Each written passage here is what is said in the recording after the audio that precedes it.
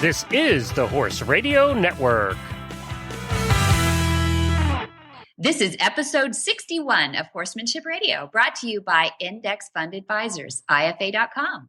Horsemanship Radio is a part of the family of the Horse Radio Network, and today we have 2 times world's greatest horseman winner, Ron Ralls. He's the NRCHA Hall of Fame trainer, Ron Ralls, plus trainers from Germany and Finland, and they provide some great groundwork tips.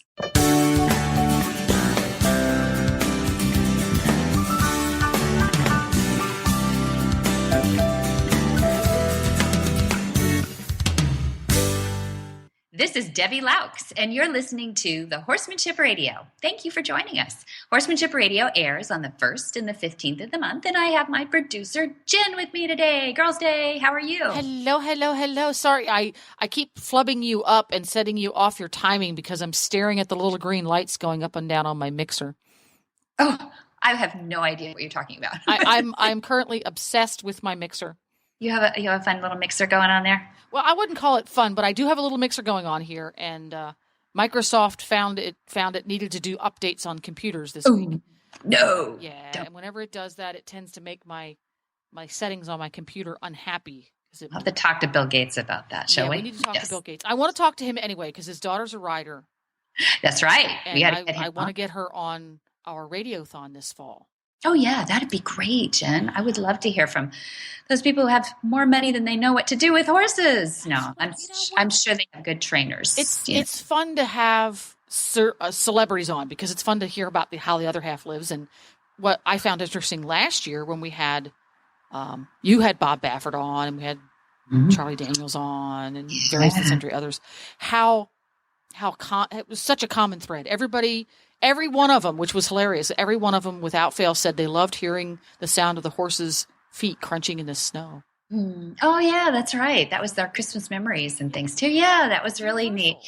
It is a universal thing. Horse lovers everywhere. And, and even film producers, you ever notice that the one shot they got to have is all the feet on the ground, blah, blah, blah, blah, blah, blah, everywhere, legs, right? You're right. Absolutely. They've got to have that close-up shot of the feet hitting the ground and the dirt splashing. And I hate to tell you this, it drives Dad crazy. He's like, let's see the rest of the horse. What's the horse doing? I want to see a bunch of feet. But it's pretty, we understand. And the sound, which again, the sound drives him crazy too, because he's like, horses clopping outside my round pen. That just is disturbing, because it actually creates a distraction for working in the round pen. So there's another tip for you right there. See, once you have been in both the horse industry and the movie industry, like your dad has, it just ruins movies for him. It does, actually. And for the rest of us watching with him. With the rest of us, like, Dad, you can't watch this movie with us. Yeah. I'm sorry. That's hilarious. Yeah. Well, it's kind of funny that those universal things that horsemen love or drives them crazy. Today's topic is kind of a universal thing, too. Ground manners and fundamentals. That's why I wanted to have both Denise Heinlein and Jenny Allrith on, because I feel this ground swelling to get to the fundamentals and people understanding them. Not just, here's an effort you have to go through to get your horse to lead well, but there's reasons for it. And there's not only safety reasons and good manners reasons, but there's reasons to have fun with it too. There's activities that you could do, and it's not just the, let's find some things to do to burn up time with your horse today. It's actually has a layering effect with your relationship with your horse, which I think is really the coolest part. Yes, and it's so interesting because the definition of fundamentals is starting to shift a little bit. I remember it coming up through the ranks. The fundamentals had the same names. The horse had to lead. The horse had to tie. The horse has to load. But how we gauged our success with those is really starting to change. Back in the day, if your horse led, but you always put a chain over his nose, otherwise he was liable to drag you around or yank your arm out, that was perfectly acceptable. Right. That was still successfully teaching the horse to lead.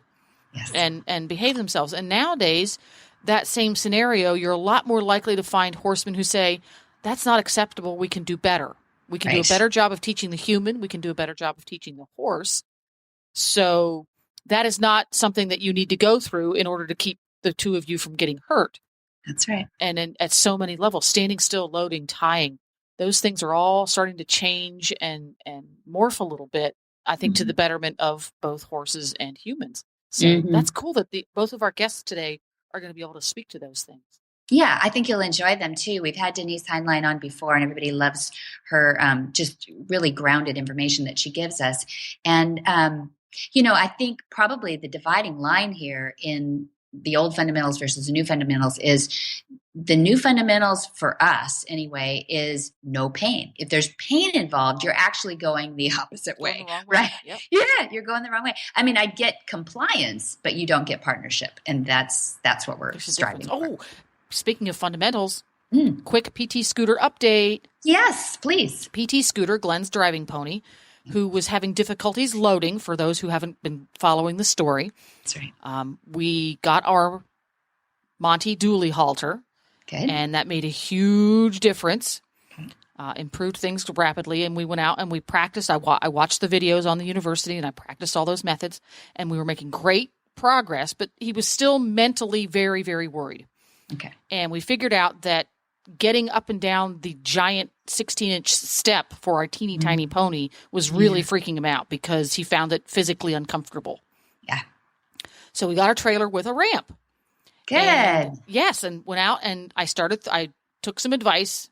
I started from the beginning. I went through all the exercises leading up to loading as if I had never done them before when we got the ramp. Yeah. Paid off in spades. Isn't that great? And now when he comes over to the trailer and he sees the ramp open, he just walks right over there and steps right up onto the ramp and says, "I got this. I know what to do with this thing." Yeah. He just walks right up to it with complete confidence and strolls right up in. Now he's got a little claustrophobia going, so when he's in there, his little ears are twitching. So then we go through the exercises where we get in and out so he realizes he's not stuck, etc.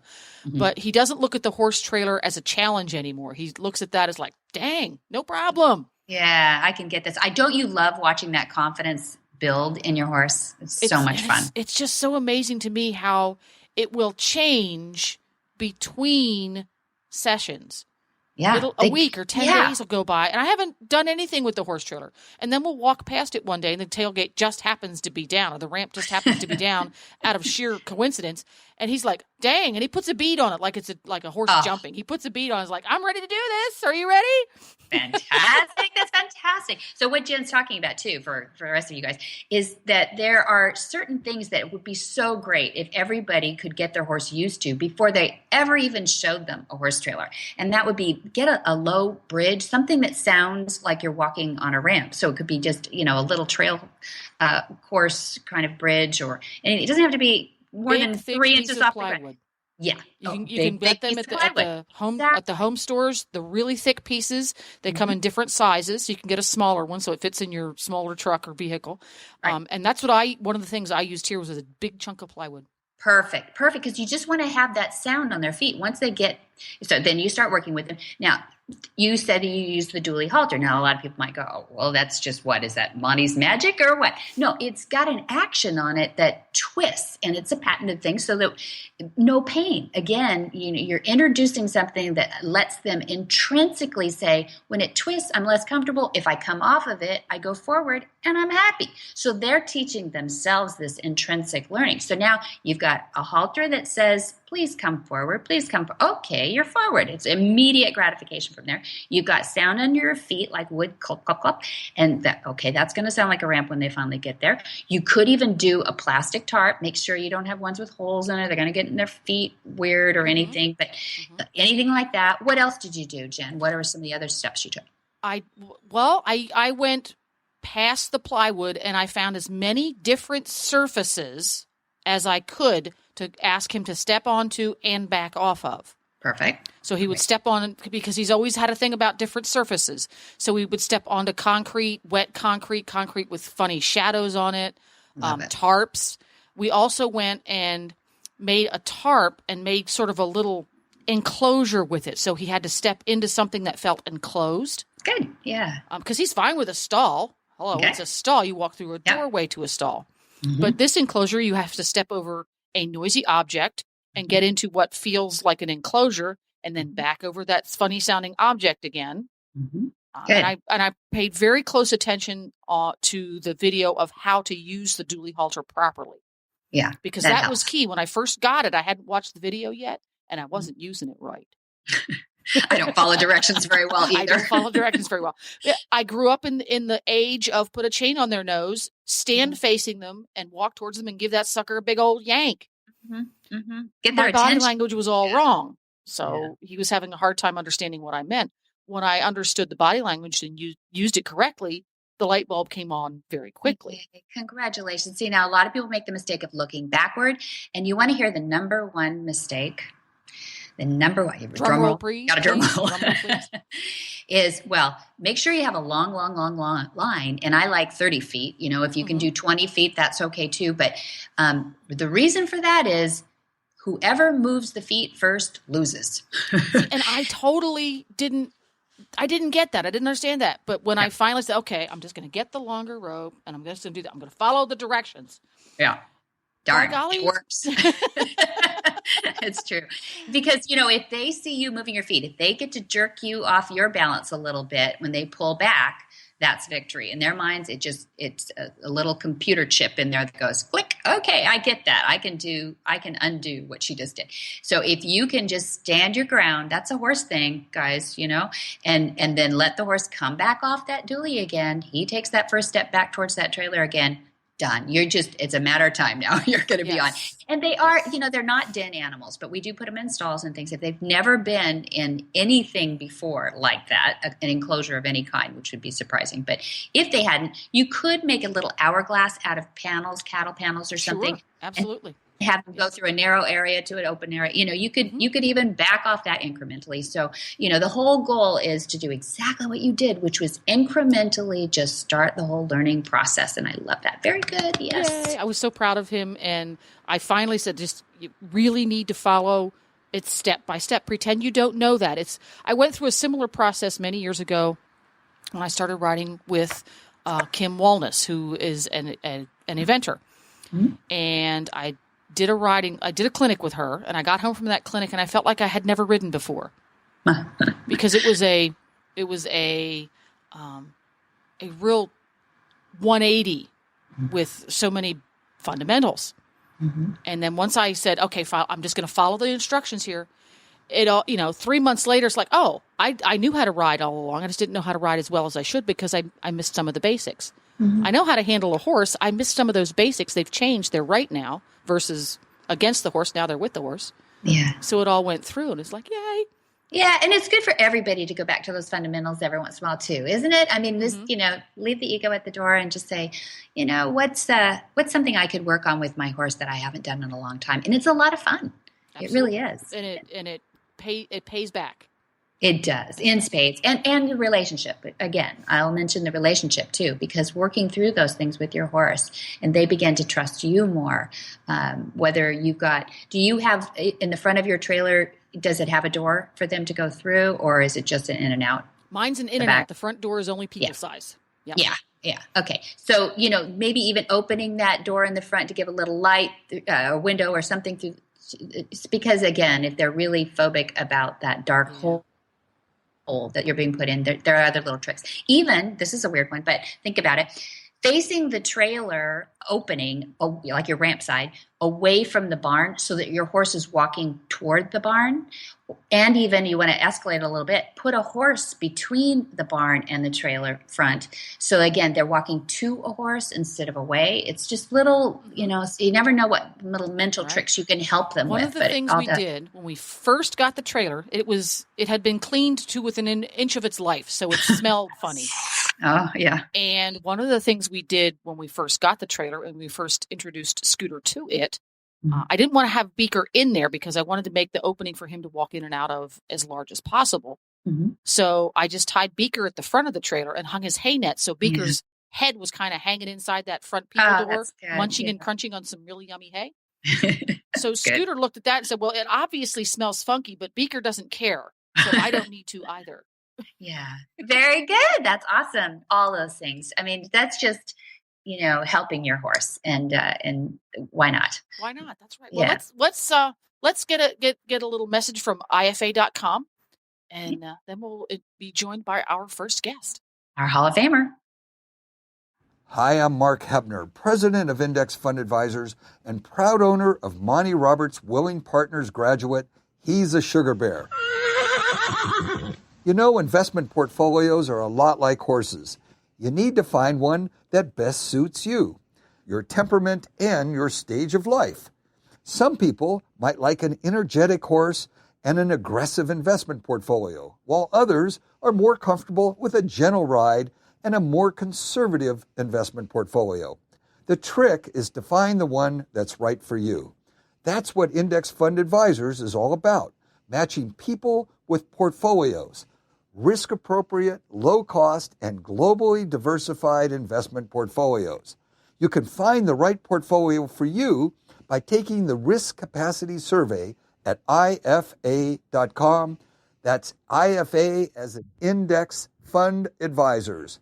Or you can call us toll-free at 888-643-3133. That's 888-643-3133. From Bakersfield, California, native Ron Ralls was raised on a 50,000-acre ranch, and he spent 20 years helping run the operation, where he mostly moved cattle from horseback in steep, brushy terrain. He learned it all. He learned something from each one of those many horses that he rode on that family ranch. But he knew nothing about the show arena, which is just amazing. That all changed when Rawls went to visit his brother, the late equine veterinarian Van Snow, who a lot of people know. And he was introduced to Monty Roberts. Monty offered to establish him as a horse trainer if he would move to Solvang, California. He saw value in this guy, and he could really work around a horse. And Rawls jumped at the chance. He learned a lot, and in 1985, he qualified for the Snaffle Bit Fraternity Finals, beginning his steady climb to the ranks of the NRCHA's leading professionals, eventually winning 2 consecutive World's Greatest Horseman titles. Ron and his wife, Patty, live in Gainesville, Texas. Well, welcome, Ron Ralls, NRCHA Hall of Famer, and one of our dearest, closest family friends from way back. How are you today, Ron? I'm fine. How are you? I'm good. Do we catch you in Texas today? Well, I am in Texas.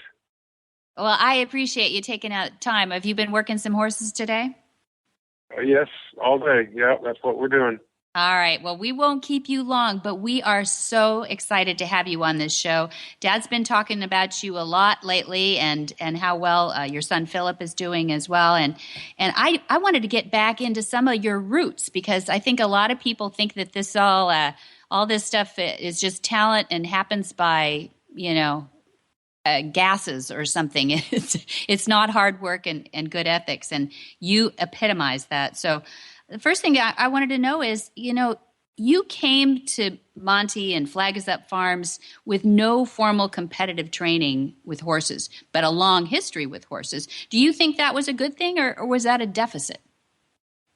Well, I think it was a deficit for me, because I was almost 30 years old when I got started doing this, and had no idea about the competition part of it and that sort of thing. So, I mean, I think it made it a lot tougher for me, Mm-hmm. because it took years. Learning how to train a horse was hard enough, but to me, learning how to show a horse properly and smoothly was very, very difficult. And I think if I'd have grown up in that atmosphere more, it would have been a lot easier. Yeah. Yeah. But you were a good hand. You were a good horseman to begin with. So you had good practicals. Yeah. I spent my whole life on a horse. So, I mean, that part of it that helped. But,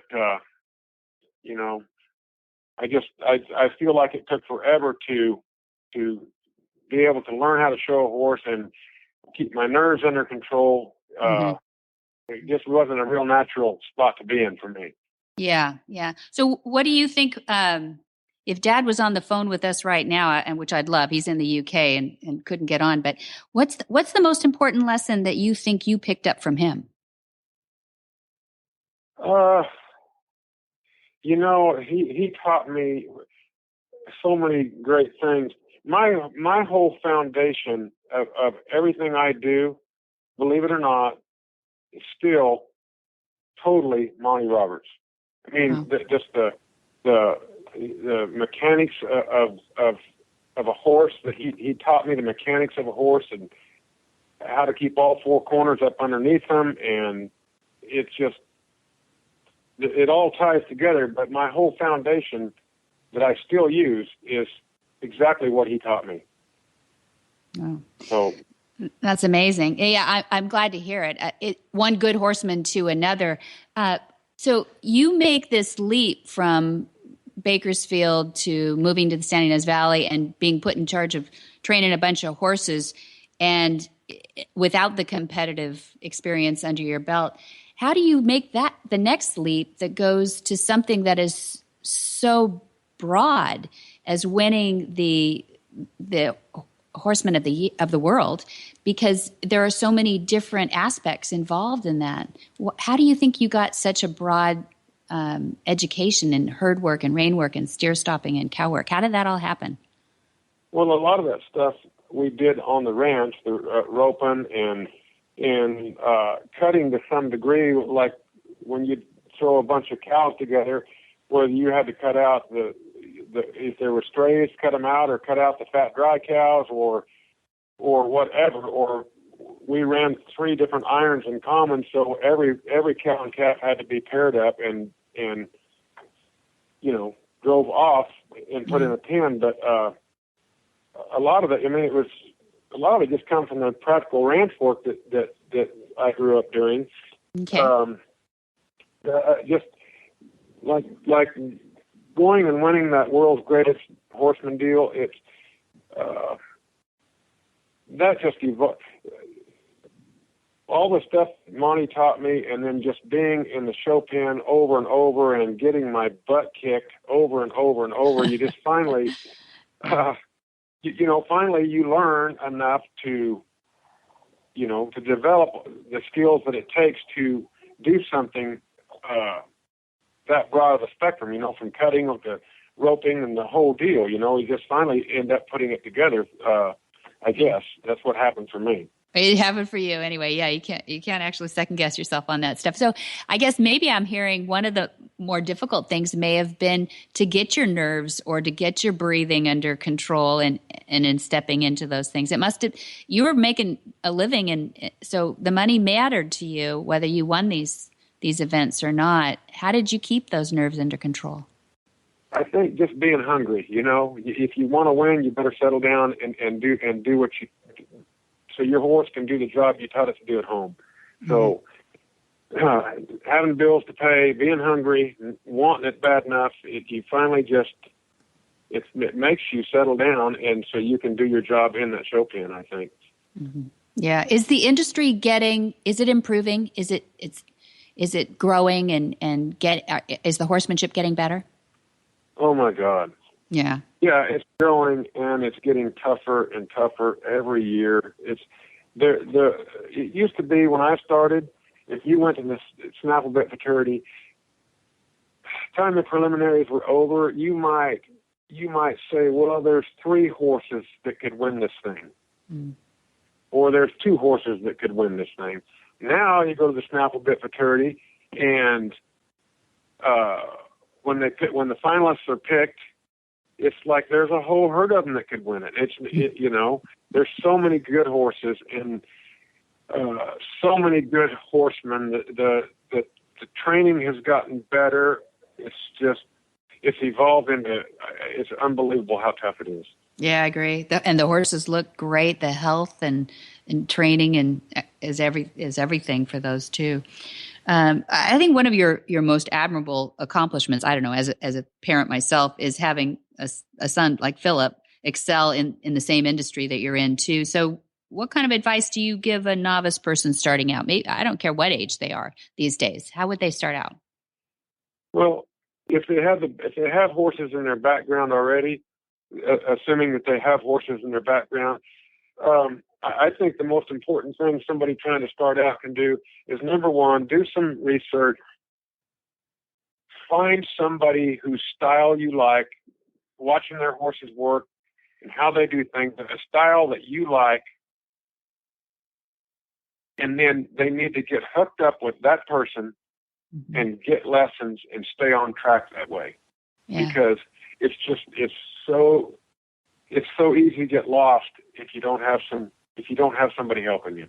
Yeah, that's right. Yeah, I don't know how people would do it without. Yeah, I mean, you're amazing. Think about that. 20 years in the saddle, and it wasn't until you reached out that you could actually make your way in that. Did you ever imagine that you could have a dynasty in your lineage at this point? No, yeah. No, not at all. But no, it's like when Monty offered me, him and Pat, they totally set me up. They took me in and did enormous things for me for no particular reason. And he told me if I moved over there, he would help me get started. Well, I had all my cows and stuff on the ranch, and I told him, I said, well, why can't I do it where I'm at? Mm-hmm. And he told me something that made perfect sense to me a little bit farther down the road. He says, because you won't ride any better than those who you ride around. Mm. So if I'd have stayed up there on that ranch, I mean, I wouldn't have learned all the things that he taught me and just being involved directly in the industry that I learned, you know. So it was just a really, really good lesson that he gave me there when he told me you're not going to ride any better than those who you ride around. So I don't know. It all tied together so nice. Well, what you got now, Ron? Who are you riding now, and what should we watch for when we watch you down the road? Well, I only have 2 fraternity horses for this year, and one of them is by a horse that Monty used to own. His name is Captain Knife. Mm-hmm. So I have one of his fillies that I like a lot, and hopefully we'll get some big things done this year. But it's by Captain Knife who Monty owned for many years. Yeah. Oh, that's terrific. And I saw you dabbled a little bit in training a barrel racer, Michelle McLeod. That was pretty fun to watch at the NFR. Yeah, Michelle has been, I don't know, she's been riding with me, I don't know, a couple of years, I guess. And Michelle knows she's a very, very good barrel racer and a very good horseman, but she comes here and we're working on her horsemanship and some technique and just different things that helps her. She's already a very accomplished, obviously, barrel racer, but so we're working on her technique and her riding and that sort of thing. And it's been a lot of fun helping her because she does so well.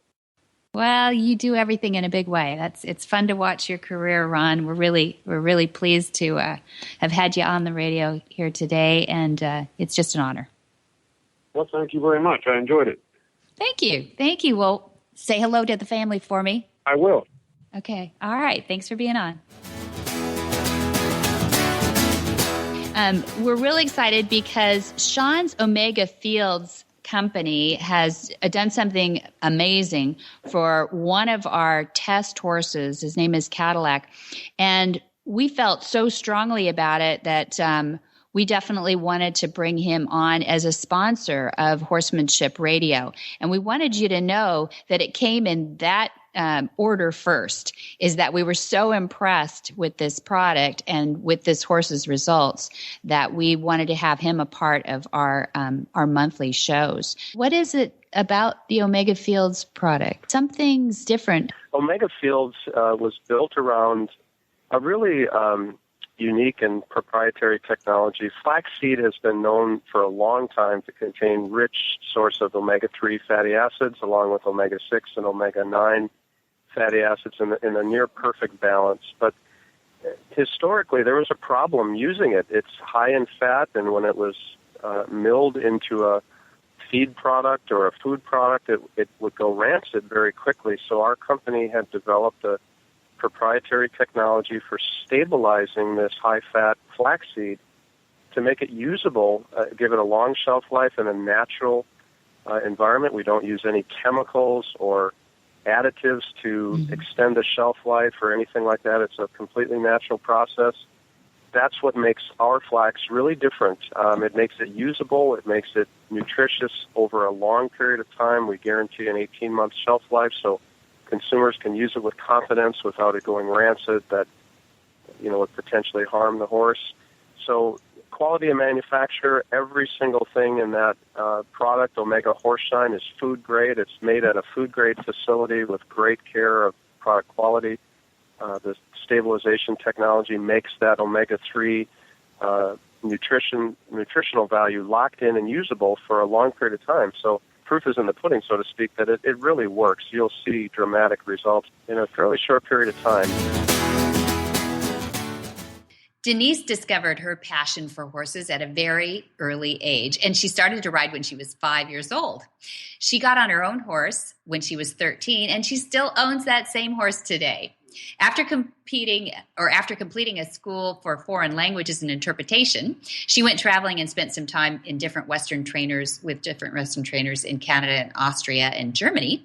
And since 2006, Denise Heinlein has followed Monty's methods and has been working and learning from Monty himself and different certified instructors at the Monty Roberts International Learning Center and in Germany, Portugal, Netherlands, and England. After teaching classes and courses in Germany and getting a lot of experience in the thoroughbred industry, she's now working and teaching as the head instructor at the Monty Roberts International Learning Center in California. Her assistant, Jenny Allred, served passengers at high altitudes for 9 years. She was a stewardess, but she decided to make a change in her career. And horses for several years had been just a wonderful hobby, but she started to make them her main thing in life. And the passion to work with remedial horses and youngsters in a nonviolent way took her to Flag Is Up Farms in October 2009. After this, an extended 2 years adventure in Romania took place, working at a ranch with a huge variety of horses. And Jenny was introduced to Monty's concepts in Finland. And now she is helping change the world there to become a better place for horses and for people too. Well, welcome. We have Jenny Allred from Finland, and we have Denise Heinlein from Germany, but now located at the Monty Roberts International Learning Center. And actually, that's where we're recording from, is from your classroom, Denise, right? Yeah, that's true. Something different than the usual classroom talk. Yeah, that's right. We don't usually have a microphone in front of you. That's true. It makes me a little bit nervous. Oh, more nervous than having 10 people looking at me in a classroom. Well, you'll forget about it in a second. But we've got Jenny, who's just off a trip you're originally from Finland. Yes, I'm originally from Finland, and now just some days ago I got here first from Brazil and then from Uruguay. And so the tan that you're sporting is from? Both of those destinations. Both of those. Not Finland. Yeah, not Finland. She is definitely a sun seeker, and our instructors tend to be a little fleet of foot, and they do make their rounds, and it's nice. They get to go visit with other instructors and practice your skill sets, with different horses and in different places, but mostly it's nice and sunny, and you kind of follow the sun with you, don't you? Absolutely. Yeah. Well, it's wonderful to have you both here today. And the reason we pulled you all together is because we've been watching a bit of a trend in horsemanship with some of the young people, but, some of us who have been around horses for a while too, about groundwork. And when I say that sometimes around equestrian centers, there's a bit of a audible groan from some of these kids who are like, oh, do we have to do groundwork? And why is it important? And what does it really accomplish? Is it just to make well-mannered horses, or is it just to torture us because we can't ride today? Or, so I was hoping that you might share a little bit about why you think, if you think it's important for kids to do some foundational groundwork, what that does for them and what it does for the horse. And then what happens when they finally get to go jumping, which is what they really wanted to do all along anyway. So let's start with Jenny, and we'd love to hear some of your perspective, and then we'll get to Denise with that. I mean, groundwork it's a really important tool when it comes to, first of all, get to know your horse and get that trust and get the partnership going really nicely. And some things, I mean, if you can't really get some things to work from the ground, then you really know that it's going to be also for sure problem later on in the riding work. And I mean, groundwork, yes, you can do a lot. You can do a lot. You know, you can have a lot of fun, and it builds really, really those basic boundaries with the horse. But also, if you think about like normal people who maybe go for riding lessons somewhere already to get to know your horse properly in the stable, when you groom and brush the horse, and already to have that short part when you lead the horse from the stable all the way to the riding arena or the indoor arena, to do it in a nice way and already have the boundary set there and the nice way of doing it. It sets you up for such much easier riding lesson when you start to jump up on the horse and really, really do the riding itself. So it's something that everybody definitely would benefit a lot from. Okay. So maybe, Denise, you could lead us in a little bit of the conversation of what do I mean by groundwork? I heard a little bit about grooming, a little bit about leading, but maybe a broader definition might add something to this. Well, I mean, what we do here in the school, we teach a lot of, basically all our classes are based on groundwork, because to have the ability to read and understand the horse, who you are actually then want to have fun with, it is like really like the key of having fun is to understand each other. So it's not only like one way and then you got frustrated if you can't really understand what the other part of your like fun moment has to like say, or maybe you don't even realize that the other part doesn't have fun at the moment. I think all this groundwork is based on understanding horses and also understand kind of the rules, what they have in nature. And I mean, for a horse, it's not natural to have a rider on at all. So, I mean, to start from the groundwork, which is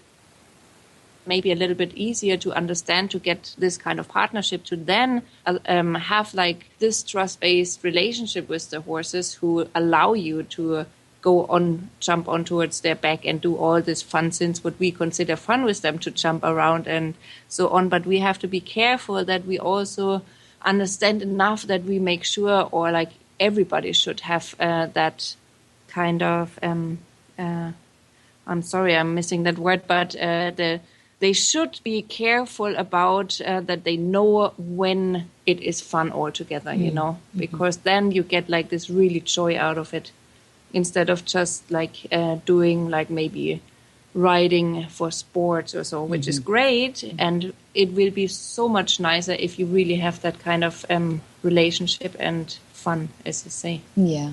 So I know one of the first things you teach is join up, and people are just getting onto that, I think, in a lot of ways, to being able to define what that means and what that is.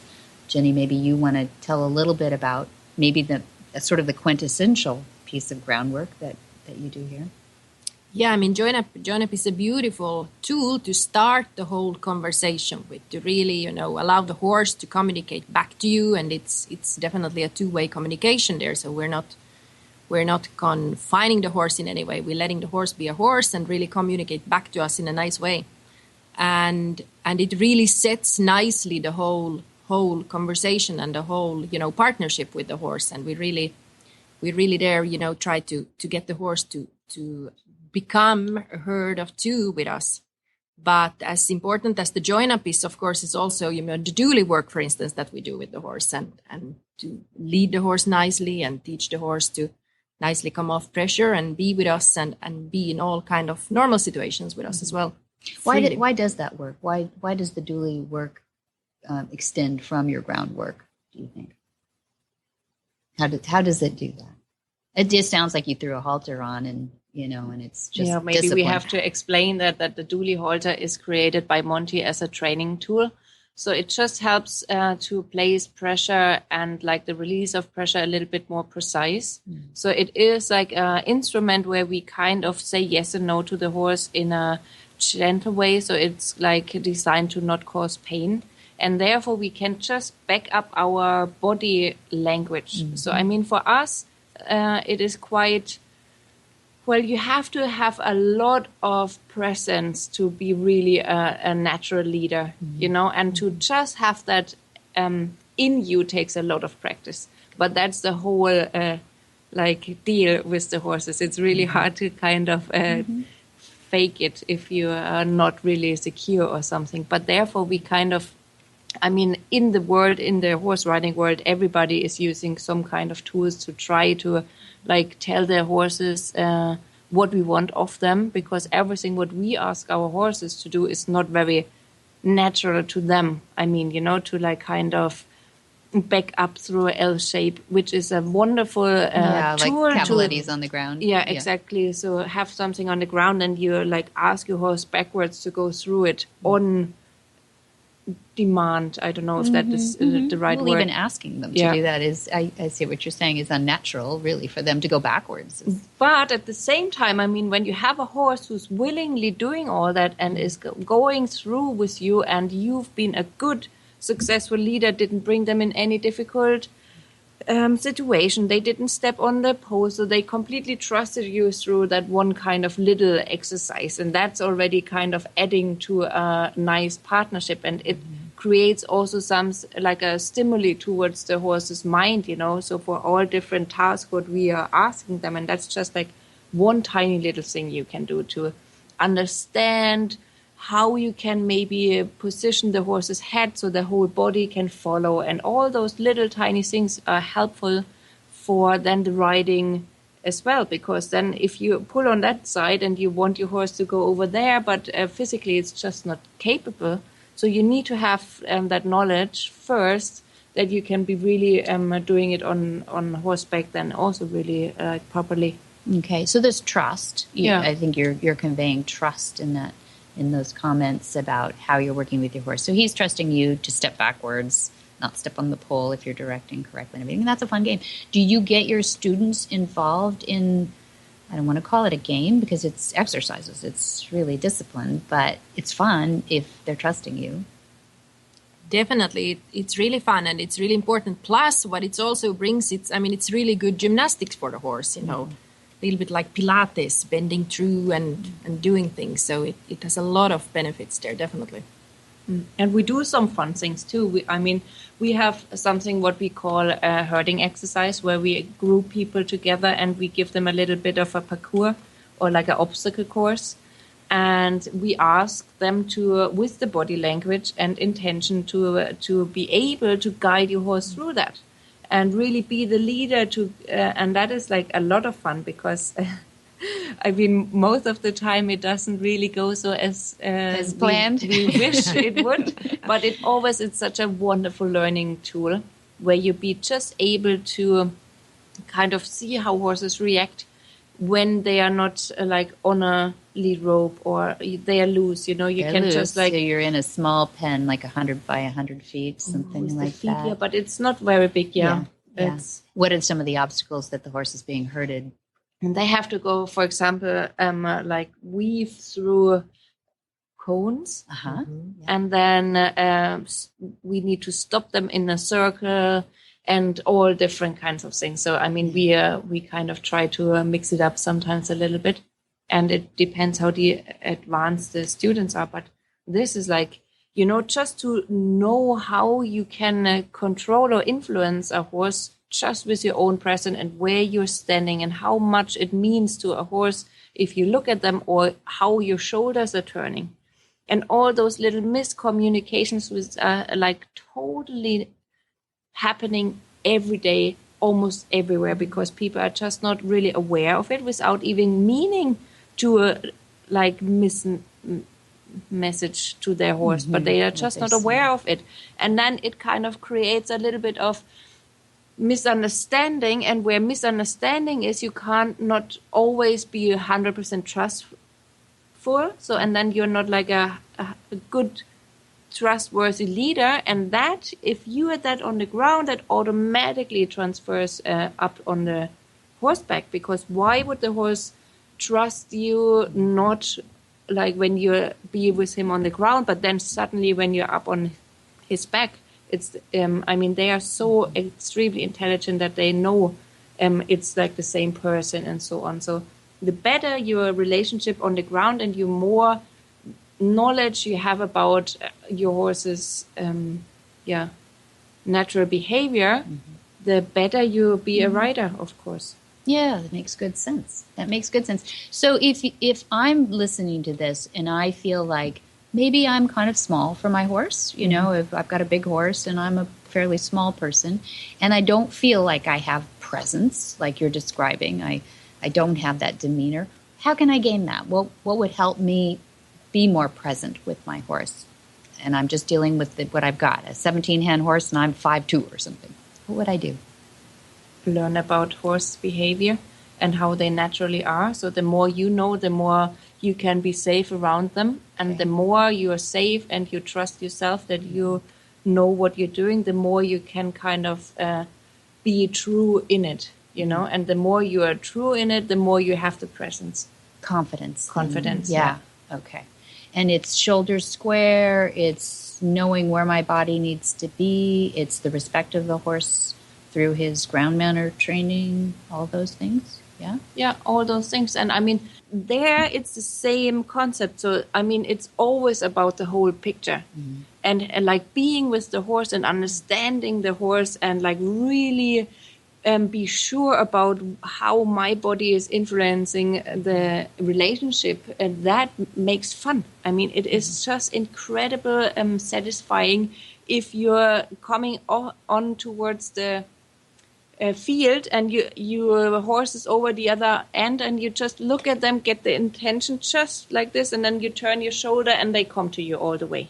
You know, I mean, that is like based on this trust and understanding how the horses are, and you can influence them with your own body and the groundwork, of course, because they are hierarchy.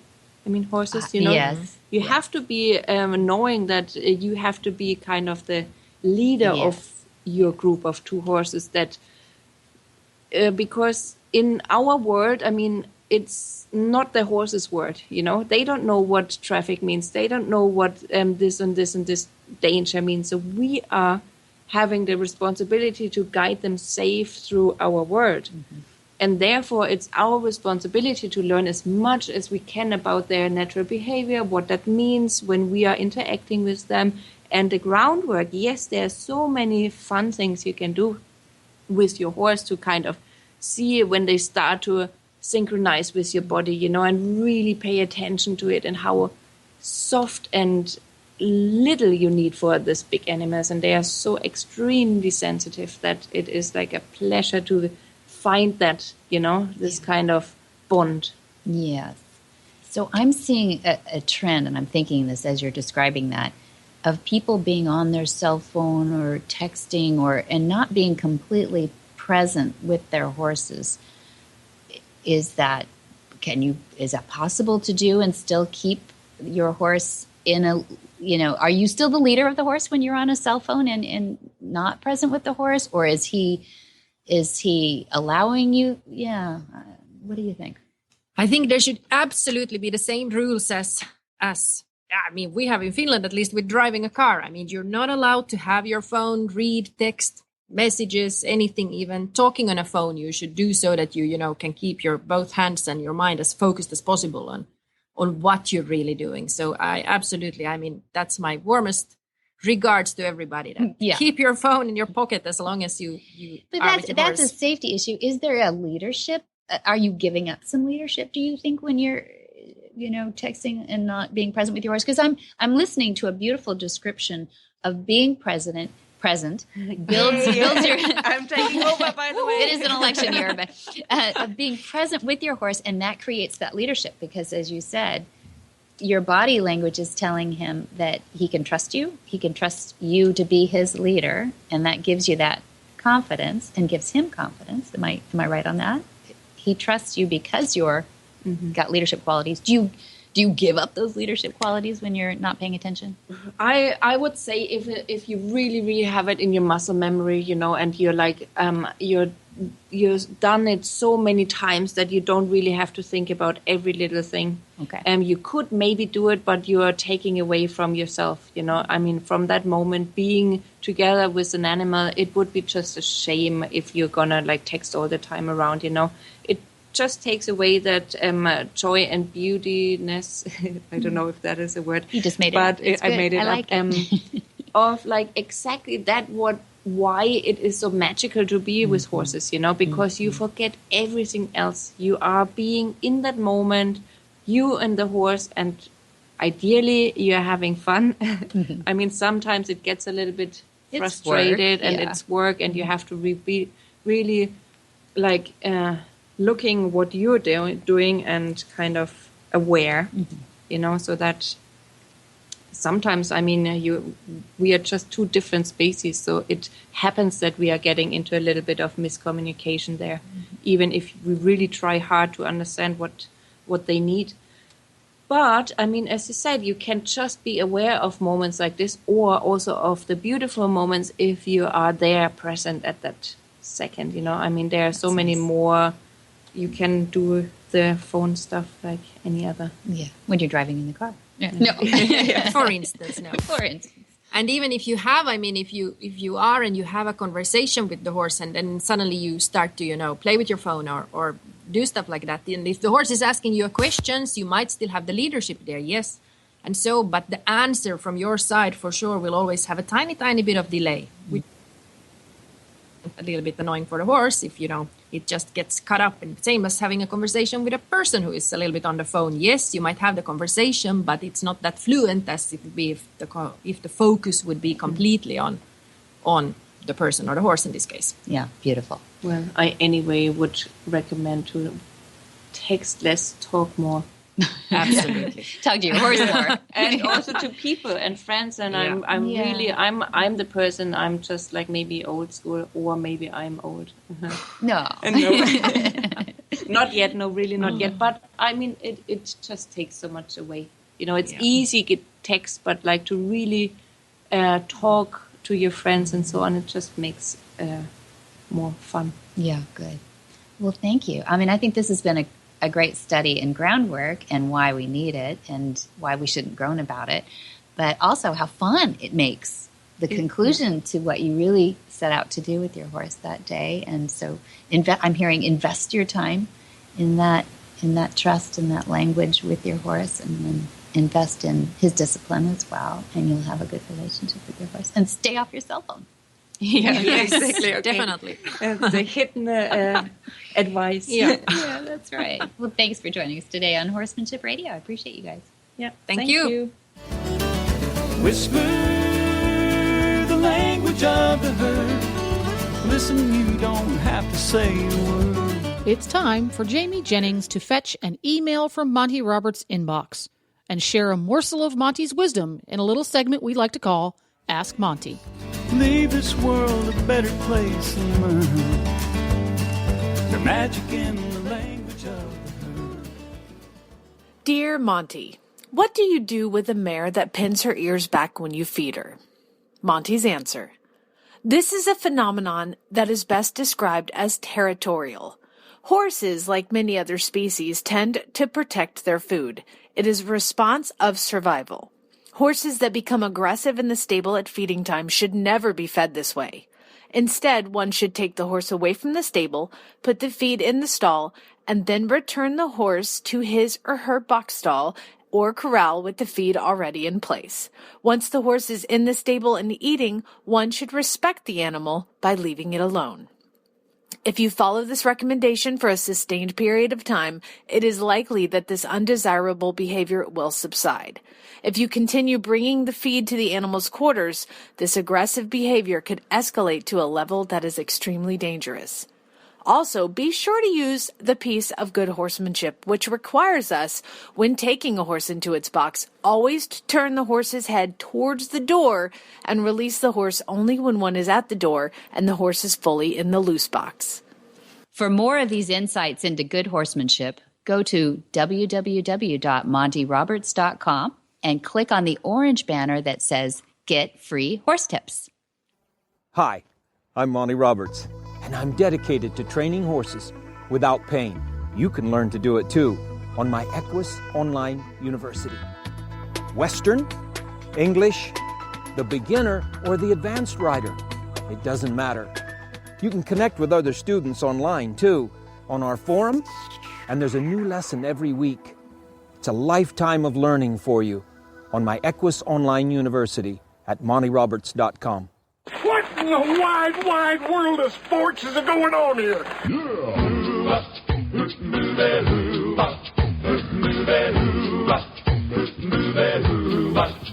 Where in the world is Monty Roberts?